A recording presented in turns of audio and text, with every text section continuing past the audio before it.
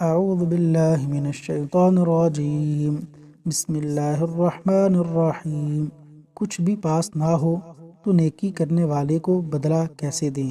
رسول اللہ صلی اللہ علیہ وسلم نے فرمایا، جس شخص کے ساتھ کوئی بھلائی کی گئی اور اس نے بھلائی کرنے والے کو یہ کہہ دیا، جزاک اللہ خیرا، جزاک اللہ خیرا، جزاک اللہ خیرا، جزاک اللہ خیرا، جزاک اللہ خیرا۔ ترجمہ: اللہ تعالیٰ تمہیں بہترین بدلہ دے۔ تو اس نے بھلائی کرنے والے کی پوری تعریف کر دی۔